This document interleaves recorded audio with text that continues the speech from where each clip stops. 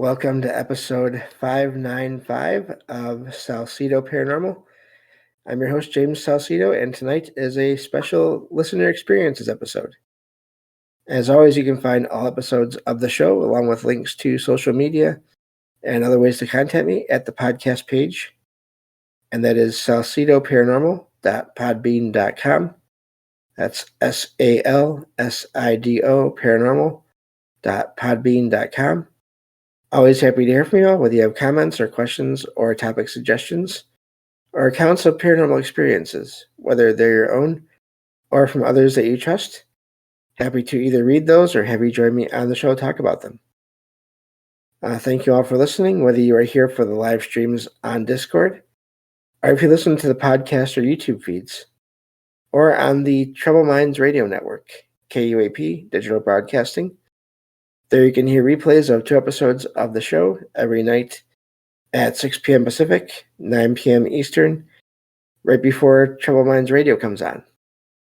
And as always, I want to thank Michael Strange, host of Troubled Minds Radio, for having me on the network and putting all my shows up there. If you'd like to support the show, there are some different ways to do that. You can always share the show with others and rate and review it on your favorite podcast platform. You can find books I've written over on Amazon, paranormal fiction and nonfiction. You can sign up for the Patreon page where you'll get 1 extra episode per week of the show of true paranormal stories from the web. And that's for any paid membership tier level there. And you can also just make one-time donations through PayPal. Support for the show is never expected, but always appreciated, as there are expenses in making these shows and the upcoming book series that will be going with them, from equipment to research materials to travel expenses in some cases. So I think that covers everything. Always very glad when I can do one of these listener experiences shows, because it's hearing from the people that have the experiences firsthand, and it is always a great thing. And so I want to welcome my guest on tonight, Herschel. Thank you for joining me. Oh, you're welcome. I'm glad to be here, and this is something I haven't talked about a lot. These types of experiences. I'm moving on in life, and my age. I'm 60, and I'm looking at the big picture, and a lot of these things are coming into focus. Like, they're coming into view objectively, like in terms of trying to understand it and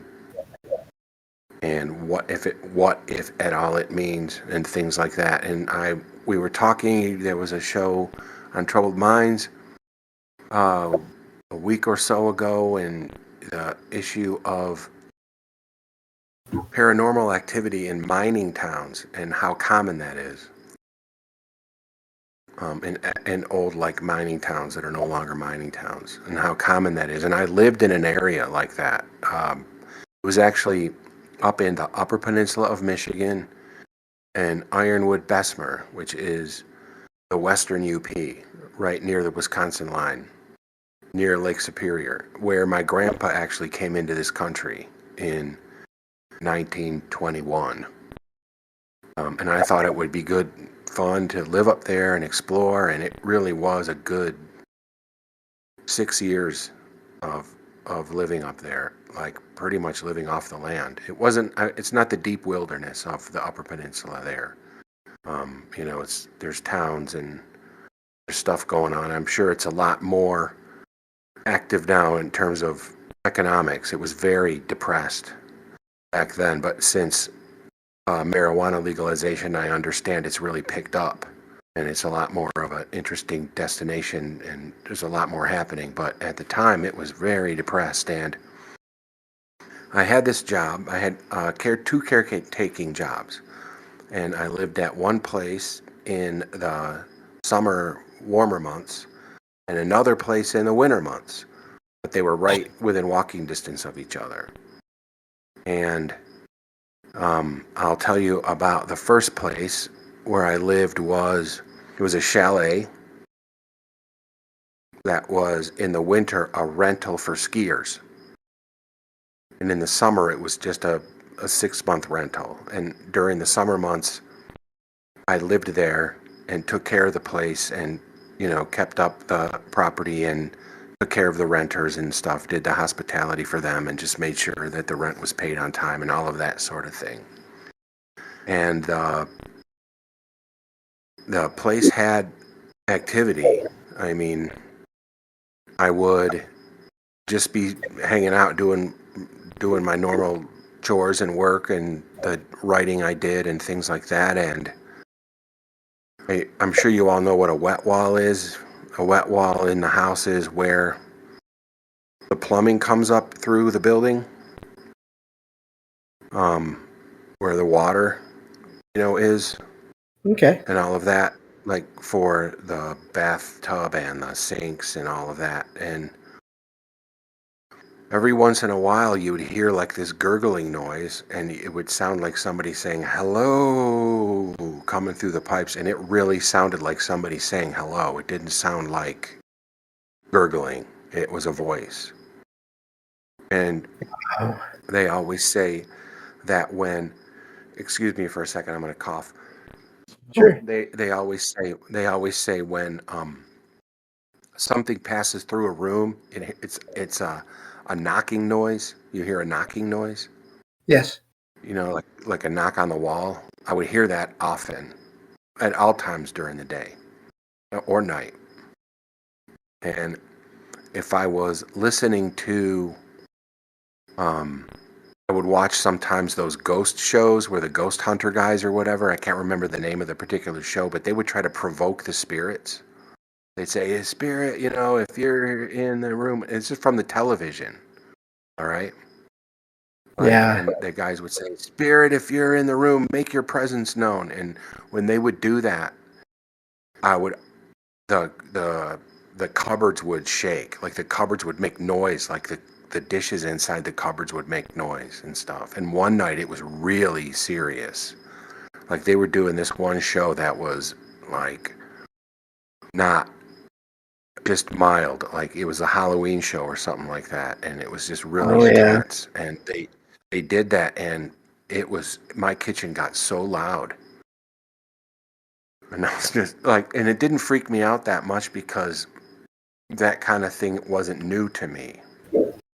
I'd had those experiences in the house where I grew up, and that kind of, other side of things stuff didn't really spook me. It didn't scare me, Right. I Yeah. just Once you noticed. go through Right. enough things, it can, get more used to it. Yeah, for sure. And it was really intense. And it was so intense that I actually just turned the TV off. I turned that show off and I watched something else, I think. It was too much. It was more than I wanted to deal with. So I just turned it off and it like settled down. But there were things like that in that place. And I looked into things like that, and I looked into, I knew that it was a mining town and there were things like that. But the other thing is Lake Superior was about 6 miles away, not very far. And that's a strong lake. And it's a massive lake that's fed through the Arctic Ocean, like the Arctic icebergs and stuff, like feed Lake Superior. That's where the water comes from. It's not salt water, but it comes from that pressure. So there's lots of fissures. For sure, there has to be. And I don't know for sure about this property, but one of the things that they say that can cause, a portal of sorts is if water crosses underground.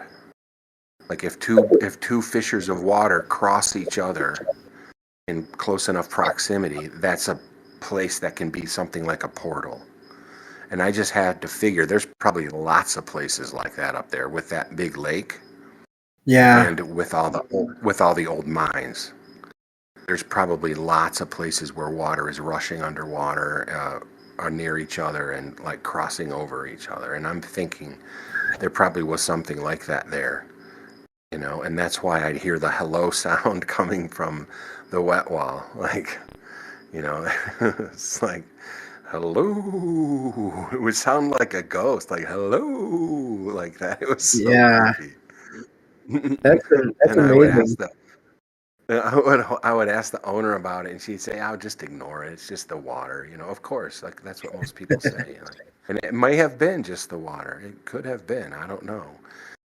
But I also stayed. Now, this other place is the really serious place, and it was the place everybody called the haunted hotel. And I always just thought they called it the haunted hotel because it was a hotel and it was big and it was like in the middle of the woods and it was mostly vacant, and so it's haunted. Like, not really haunted. You're just saying that. Right. Yeah. I also worked at that place, and in the winters, in the one winter I actually lived there. I stayed there. I was the caretaker. There were two caretakers because there were two sets of owners. There was one owner that I worked for, and then there was another owner who had a different caretaker, and that caretaker and I got along fine. We worked together fine. There was no problems between us, but there were problems between the owners, Ah. and because they had all these battles, and there was a lot of tension and a lot of like treacherous behavior, terrible things. A man who I worked for had lost his wife and child in a fire back in Illinois, where he's from. And they promised to take care of the place for him and look after him and take care of his votes for all of his part of the ownership and everything.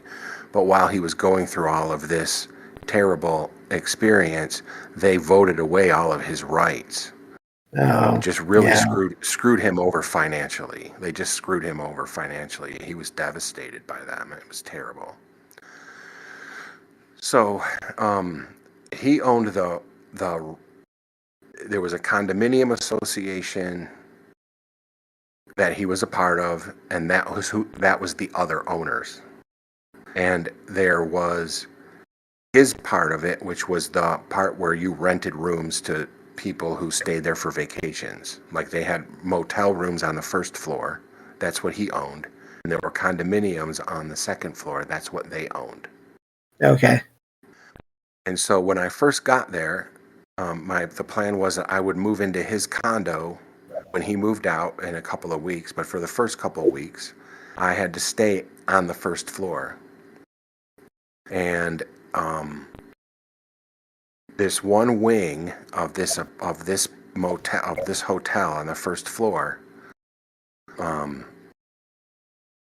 the lights were constantly just blowing out, and they had redone the electricity so many times, and they had done ballasts and rewired it, and just had done the lighting and the electricity in that wing like 4 or 5 times over the course of 10 years. And no matter what they did, lights would just blow out, like as in explode. They would explode. Wow. And I started talking to people around town about it and asking about it, and they told me what happened. At some point in the 80s, there was a fire there, and a man died in a fire. And I asked them what room it was, and they told me what room, and of course, I had to choose that room to sleep in. Yeah, that's how it goes. I had to. I didn't have to. I could have chose a different room, but I wanted to choose the room because I'm just too curious. So I stayed in that room, and every night, how they say, like I said about the other place, every time a spirit passes through a wall, there would be a knock. That would happen every single night around the same time, about 11:15 or so. The closet door would make such a loud knock noise. And this one night, I heard the knock noise, and then I felt a presence right next to my ear. And I heard a scratchy sound, like a sound like Huh. like that, right in my ear, as though something was right there, and it stunk. And I just laid there and just waited for it to go away, and it went away. Like, it didn't. It was trying to scare me. I think it was hostile, and I wasn't scared. I didn't let it scare me, and I just like it went away. And then the very next night, I had to turn. It was a really kind of it was a still night, and it was winter, and I needed heat, and so I turned the heater on, and the heater was in the wall, but it made a lot of noise. It was one of those heaters. It was one of those electrical things that had a motor, and it was really kind of noisy. Okay. And it was old, but you know how sometimes they say that through electronics, these entities might try to speak. You know, Yes. like they use the electronics to, and I swear I heard it say something like, "You never came to visit me. You never found me," like that, you know. And I Wow. just went and I just unplugged the heater. I just unplugged the heater. You know, and then I would talk to the other caretaker and I'd say, "What's the deal with this place? Do you ever hear any like weird noises or sounds and you know stuff?" And he would just give me this look, like raise his eyebrows and just tilt his head. He just gave me that look, you know. Yeah. And as I would be like working in the parking lot, I had to clear the parking lot of snow and do different things, and people would drive by and they'd slow down, and everybody would look at me and give me that look, you know. Right. And I'd be like, why is everybody looking at me like that? Like, you know, because everybody knew this place had this reputation. So I did more research and I learned a lot. And before I go into that, I'll just tell you like a little about the building. It's a large building. I'm not going to say the name of it because I didn't get permission from the owner. And I'm not even sure the same owner owned it. Because Right. like That's the always guy who, totally fine. That's yeah, always fine. yeah, the guy who owned it, the guy who I worked for had sold it, but I was still working there for the time being. So he sold it to a new guy, and I hadn't met him yet. And I eventually did meet him, and I'll tell you more about that. There's a whole lot that goes with this. Like, there's a whole bunch of stuff. But I want to tell you about this building. It was built in the 70s, and at the time it was built, it was like a state-of-the-art building for the time. It was like a modern building for the time. And it was the 60s or the 70s, and it wasn't like brick and block. It was one of those buildings where the whole walls are picked up by a crane and set in place on top of each other with rebar, Oh, okay. you Wow. know? And yeah, and then it had a metal roof. So it was really like a big giant Faraday cage. Like you could not get a signal from outside in there. You couldn't pick up radio stations unless you put your antenna outside. You couldn't get a cell phone signal. You could get nothing. So inside there, it was really a great place to do meditation work, actually. Like I could really concentrate because there was just no interference from any outside electrical anything.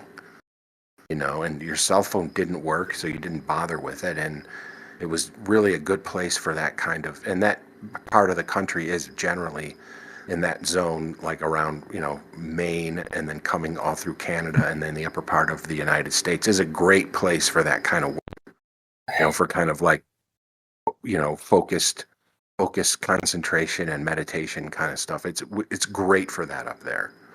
So I did a Yeah. lot of that. And it was especially good in that building because it was like a Faraday cage. So it was just a great place for that. But things would happen in there like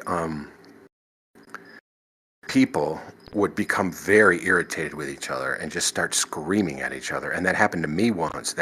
Some guy from the other condo association was talking to me about something, and all of a sudden the hair on the back of my neck stood up and we just started screaming at each other. And stuff like that, people would just yell at each other and slam doors and stuff. It was constantly like that. It was just a really, really hostile environment. And one time, this one guy said a thing to me that a really cruel thing, a terrible thing that you would say to somebody that if only I only heard one other person say it to me my whole life, my dad. would say this terrible thing to me when I was a kid, because it was an abusive situation and he never wanted this kid, and he would just say this terrible thing to me. And this one man who was living up in the condo association said that very same thing to me once. It was very strange that how would he know that one specific thing? You know, and then he slammed his door. You know, and now at this point I had moved up into the condo that the guy I had worked for lived in. That is where I was slated to live during this transition of the ownership. So that's where I was living, and it was a nice condominium room.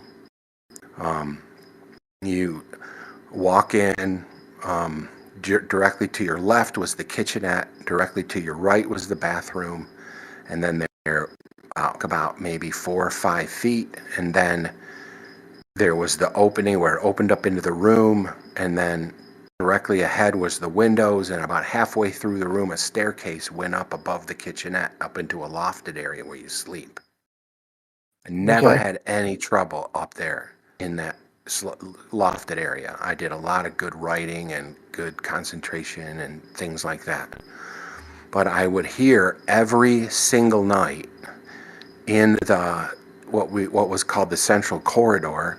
There was a banquet hall in the basement, and then the lobby had like the kitchen, like kitchenette thing, like where they would serve coffee and like do that kind of stuff, the continental breakfast thing. But all of this was closed down, and there was no electricity in that central corridor. It was shut off. All right, and the bar was shut with wrought iron, and there were bicycle locks on it, and you could not get in it. I didn't even have the keys for that. Nobody could get in there because the guy who I worked for owned that, and he had it all locked off. But every single night I would hear music in there, and I would hear tables being moved around and chairs shuffling around. And there's no way music could be playing because there's no electricity up there. Yeah.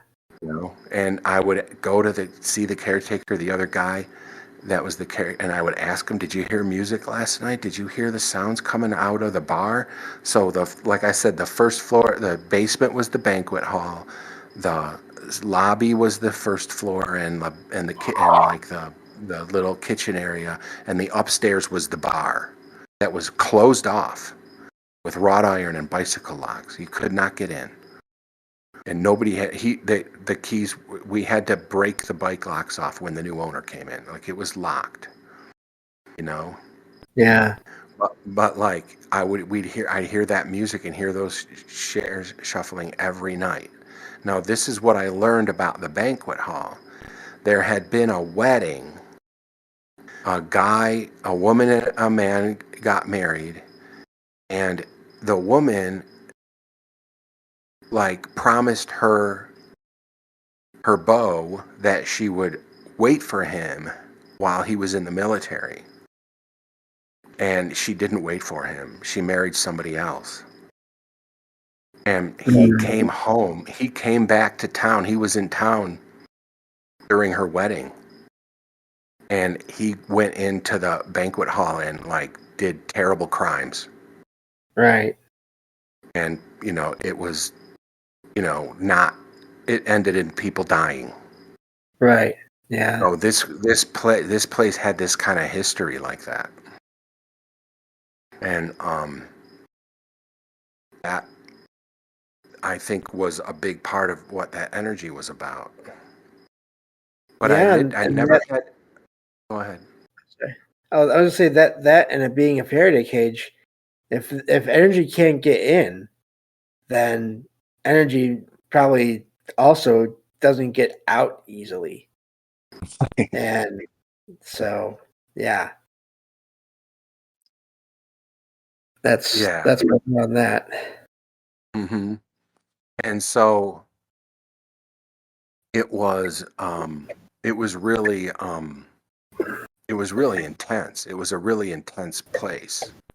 And I never had any trouble in that condo room in terms of having any experiences like that. And one day I came home from working. I took care of both of these places.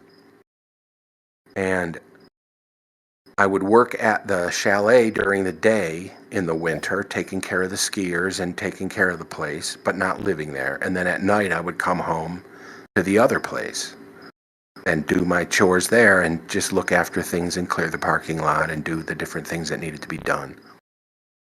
And I came home one night and it's like 4 o'clock, 5 o'clock, something like that. I walked in and I could feel a presence in there, and it wasn't a hostile presence. It wasn't a playful presence. It wasn't anything like that. I could just tell that there was something in there. And I walked over to the corner, around the corner where the room opens up into the large room where the closets are, and I couldn't see anything, but I knew I could. It's like I couldn't see light, but I couldn't see light, but I could see light. Like, it's hard to explain. Right. There was nothing there, but maybe psychically there was something there. Yeah. And I just said, "Hey, I'm here. Like, if there's anybody here, I just want you to know I don't have any ill intent toward you, and I'm just going to go ahead along with my evening and with my night, and not, I'm not freaked out, and I hope you're not, you know." And it was Right. not it wasn't an unpleasant situation. It wasn't like I felt scared at all. I felt like whatever the presence was totally fine with me being there. It didn't seem like it was a thing. And when I look back on it in hindsight, I think that might have been a protecting spirit, like an angel perhaps. Like, just there to protect me from all the crazy stuff that was going on in that building. That's what I think. Yeah. Now looking Could back be. on it in hindsight. Yeah, and I look back on a lot of those experiences I've had, and I think that has been the case. Like, when I was a kid in my house, I would walk through the house, and my mom and dad were the first owners of the house that I grew up in. It was a new house when they bought it. And so we were the only family ever to be in there. And there were people in my family who were involved in the occult. And I would walk through, and I was not a welcome person in the family. I was not welcome into the family. And I would Yeah.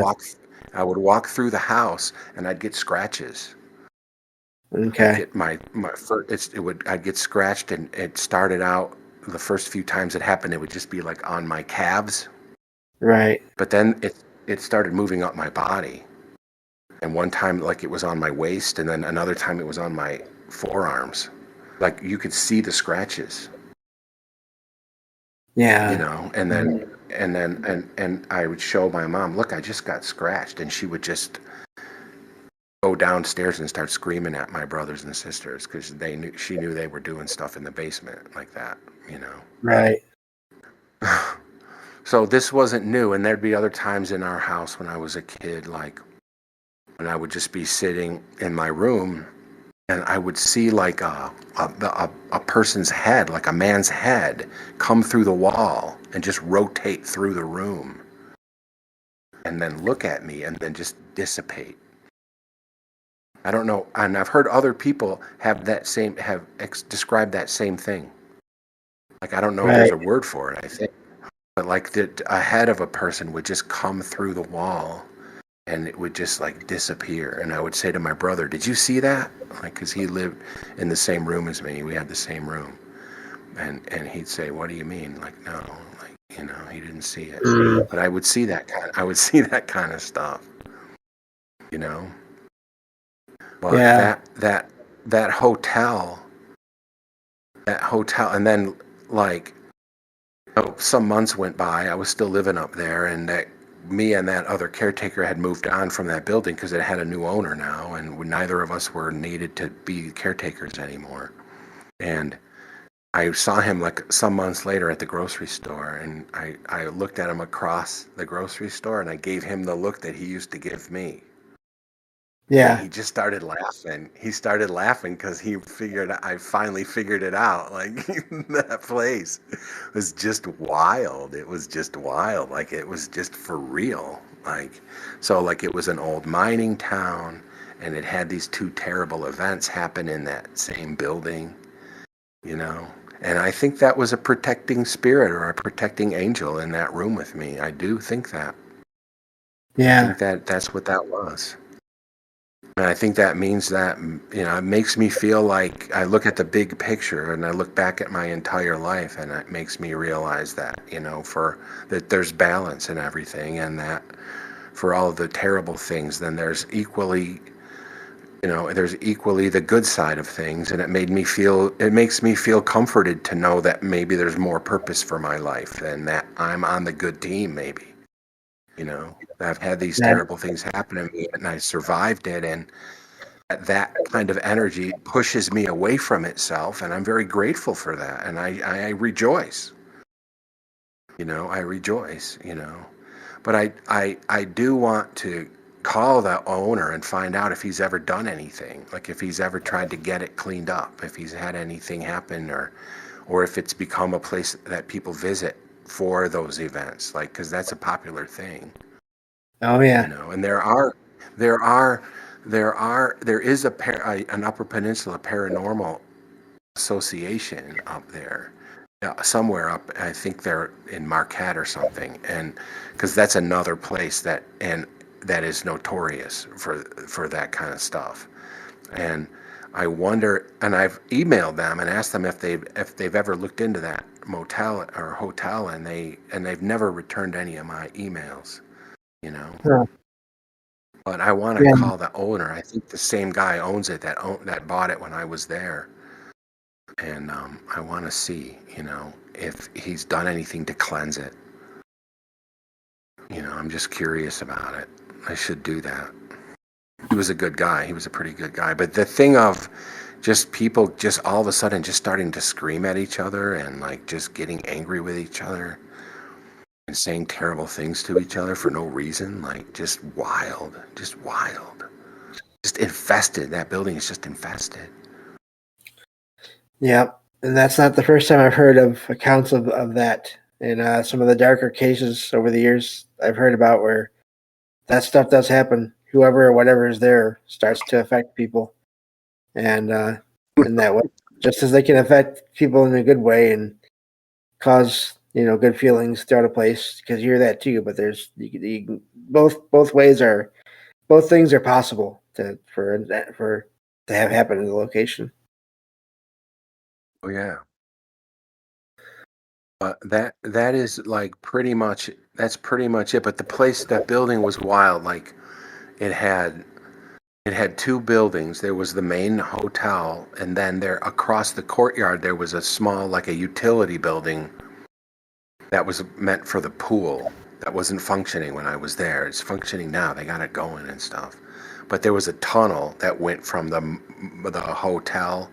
You'd go open a door, like a metal door, and then you'd go down some stairs, and then there was this dark tunnel with no lights, and you'd have to use a flashlight to get down there. And it was just, I never ever broached it. It was so scary. It felt so wrong. I'd open that door and go down those stairs and turn the flashlight on, and it was just, I would turn around and just go right back up the stairs. Huh. I never used it once. I never used it once. If I had to go into that building, I would just go across the courtyard and just use, instead of the tunnel. I never went down there. It was too scary.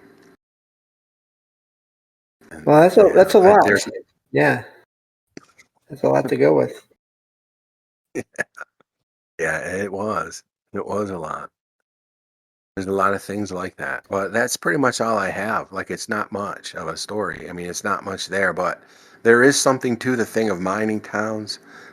I think that there's something to the thing of water crossing underground, Yep. where that Yeah. can create some energy, kind of vortex, like a vortex, where the Yep. water's rushing in one direction and then it's rushing in another direction underneath it, and it kind of creates like a portal or a vortex or something like that, vortices.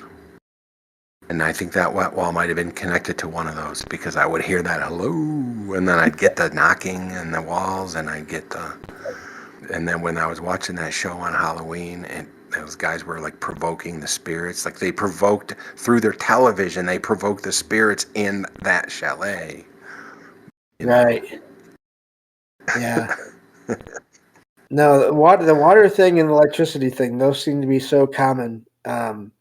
Kitchens and bathrooms, you hear so many accounts of experiences they happen in or right near kitchens and bathrooms. And I think it's because of the water and of course electricity. I mean, that's always around too. But yeah, so if you have a whole wall where all that stuff is plugged into the same wall, that's yeah, I wonder how much that increases the chances of things happening as well. Yeah. And in that other place, they have redone the electricity on that first floor in that one wing so many times, and they've tried so many different things and different Yeah. like power conditioners and ballasts and different types of light bulbs and also, and no matter what they do, those light bulbs will just pop. They will literally Wow. explode. You know, no matter what they do. And where that fire happened, where that man died in that room, of course I had to stay in that room. Yeah. Well, that's a lot. Well, thank you for joining me today, and I wanted to give you time also to talk about your own podcast as well, if you would like to do that. Oh, well, I'm getting it back started up. I haven't stopped writing, but I did stop podcasting for a while. And I did a thing in February called Flash Fiction February, where I wrote 29 brand new stories in 29 days. And I would just write the story right when I wake up, take some quick notes, get myself ready for the day, clean up, use the restroom, and come back, write the story about whatever I was thinking about first thing in the morning. Sometimes it was about a dream. Sometimes it was just whatever was on my mind. I'm going to do that again. I'm going to do it Flash August Fiction. So the whole month of August, I'm going to be writing a story and podcasting it. And I'll be starting back up with my regular podcast again like this week. Possibly tomorrow, but definitely by Monday. I'll be back at it at the regular again and just going right back into it again and starting up and going every day that I possibly can, getting as many done as I can. I really think that is a great exercise. Just clearing out your subconscious, keeping everything clear in your head, getting everything out. And to me, it's always about like, let's find out what my brain, what my mind is trying to tell me. Like, what am I trying to tell myself? What am I trying to teach myself? What am I missing in my conscious awareness and that my subconscious might be aware of? And what can I learn from that? I just think it's a really great creative outlet, and it's been really meaningful for me. And I'm just going to really focus on that. And I'm actually building an app that's going to help me produce things faster. I'm working on that. So I don't, you could actually go, if you want to go and find it, you can go to Story Cheetah, like the cat, like a cheetah. Okay. It's called storycheetah.com, and it'll take you to my Give, Send, Go page where I'm just trying to raise some money so I can start building this app out and find a developer to help me finish it, you know. And I've got some really good ideas to help. I think I just want to be able to make it happen like faster than I can. The podcast production to me is not fun. Right. Storytelling is fun. The writing is fun. The storytelling is fun. The production for me is not fun. So I want to create an app that'll help me just produce a quick story without having to take like 2 hours. I'd like to be able Right. to get it done in like, you know, in the time it takes me to tell the story, I'd like to be done, you know. So I'm working on that. And anybody knows any developers and wants to get involved in that, please just send them my way. But go to Story Cheetah and just check it out, see what I'm doing. And, you know, you could make a donation if you want to. I'm trying to find more ways to, you know, to get income coming in to keep my writing going. And so I've designed a couple of T-shirts. One of them is, if AI was sentient, it would be jealous of you. That's one of my T-shirts. The other T-shirt is, your mama loves YouTube. which is like, I'm anti-YouTube. I'm pro First Amendment. I am anti-censorship, like all the way 100%. I'm not. Right. I'm not even interested. I'm not mad at people who use YouTube. I understand it. I understand you built a business and you want to keep your business going, but for me, that's just not going to be a thing that works out. I don't even know why they're allowed to do business in our country. They don't even believe in our Bill of Rights. Like, why are they even on our property? Why don't they go to Davos or whatever? I don't get it. I just don't get it. This is how I feel about it. No problem. So I haven't listened to all your shows, but I've listened to just even today. I listened to your shows on fiction and all your thoughts on is fiction a cop out? I believe it was the title to those one and two, and that was great. And so I always try to listen to shows when I'm going to be talking with the host of that show. I don't get to listen to all the shows I want to, but I really enjoy your show. I recommend everyone check him out. And he's also, I'm glad to be on the network, on the Troubled Minds radio network with you as well. So yeah, I really let me expound on that. Is fiction a cop out a little bit, because I was inspired to write that from a Troubled Minds radio broadcast that Michael hosted, where he was talking about, like, I can't remember how he put it. It was synchrocryptic something, where he was like describing that place in your mind where you get to that spot where you're at the end of knowledge and you have to make a choice. For me, I look at that spot and you have to make a choice. You can make a choice to back out because you're too busy, or you can make a choice to be scientific and forensic and like learn more and take your knowledge to the next level, or you can make a choice to do what I do and just write a story that might inspire science and like to bring something into reality. So many science fiction writers predict the future almost. They kind of inspire scientists to go create things like Star Trek, like flip phones and all of that. Every Ray Bradbury and Isaac Asimov has been very predictive in their writing, and all sorts of ways like that. Or you can do what a propagandist does and take advantage of the ignorance of the population and create a narrative to profit off of deceiving people. So I really feel like writing fiction is a virtuous thing, because you're being honest about your lack of knowledge, but you're using your imagination to try to push things to the next level. And so I have a real affinity for that. And I appreciate that. I would love to do more podcasts with other writers where we could just talk about writing, just talk about the process of writing. It's fascinating to me. It's more fascinating to me than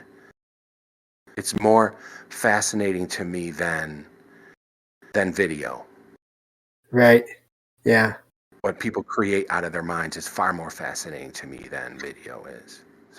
So thanks for letting me expound on that, and for letting me push my thing and stuff. And I'll be back to the regular writing and podcasting a Monday at the latest, but possibly tomorrow, but probably Monday. Yeah, well, that's great. If and when you do the talking about writing those shows, let me know. I'd be happy to join you if I can, and because I've been writing since I was a teenager, on and off, and I'm still working on things, and so it is. I agree. It is. We can talk about that for hours, I think. So for sure, there could be whole shows that somebody could make a real podcast out of that. Yeah, I think. I mean, they're out there here and there, but a lot of it is more the mechanics. I think a lot more shows on the mechanics of I don't know, taking a more like mechanical look at it, but I think just talking about it in all the ways is a good thing too. So definitely would be happy to join you for that. And so yeah, well, thank you for joining me on the show tonight. And if you're always welcome to come back on if you ever want to talk about anything else paranormal or whatever, and I'd be happy to join you again, like I said, for some talking about writing as well sometime. If I ever start having guests, you're going to be right there at the top of the list. James. No I question. appreciate that. Yeah, thank you so much. I'm All really right. just amazed that I'm here with everyone doing this as it is. So I appreciate that. So yeah, thank you and have a great night. I'll let you meet up and I'll talk to you next time. All right. Good night, everybody. So that was great. Thanks again to Herschel for joining me for this show. And thanks, Mike, for putting a link in the chat there. I'll include that in the episode description. And yeah, thank you all for being here and listening. And I will talk to you all on the next episode of Salsido Paranormal. Take care.